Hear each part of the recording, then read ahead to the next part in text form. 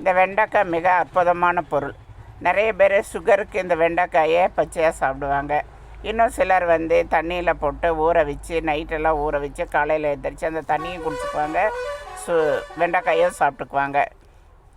ஒரு சிலர் இந்த வெண்டைக்காயை சமைச்சு சாப்பிடணும், ஆனால் எண்ணெய் இல்லாமல் பச்சையாகவே சமைச்ச மாதிரி சாப்பிடணுன்னு நினைக்கிறவங்க வெண்டைக்காயை எடுத்து நல்லா கழுகி துண்டு துண்டாக அறுத்து ஒரு இதில் வச்சிடணும் ப்ளைட்டில். அப்புறம் பக்கம் வேணுங்கிற தக்காளி 1 2 ஏதோ 2 3 பேர் இருந்தாங்கன்னா 2 தக்காளி எடுத்து நல்லா பிணைஞ்சி புழிஞ்சி நல்லா வச்சுக்கணும். அது கூட ஒரு 2 மிளகா 2 வெங்காயத்தை தட்டி போட்டு அதுக்குள்ளே ஒரு கொஞ்சம் உப்பும் போட்டு கொஞ்சம் புளியும் போட்டு நல்லா பிணைஞ்சி வச்சுக்கணும். வச்சு அதை டேஸ்ட்டை பார்த்துட்டு இந்த கட் பண்ண வெண்டைக்காயை எடுத்து அதுக்குள்ளே போட்டு எடுத்து டேஸ்ட் பண்ணி பார்த்தா நல்ல டேஸ்ட்டாக இருக்கும். அது பழைய சோத்துக்கும் ஊற்றி சாப்பிட்டுக்கலாம், அப்பாக்குன சாப்பாட்டுக்கும் சாப்பிட்டுக்கலாம். பச்சையாக வெண்டைக்காய் தின்ன மாதிரியும் ஆச்சு, எண்ணெய் இல்லாமல் குழம்பு தின்ன மாதிரியும் ஆச்சு, நல்லா டேஸ்ட்டாக இருக்கும்.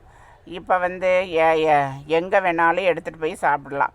இப்போ அவசரமாக ஒரு இடத்துக்கு போகிறோம், உடனே ஒரு 2 சப்பாத்தி வாங்கிட்டு இருந்தால் குழம்புக்கு என்ன தான்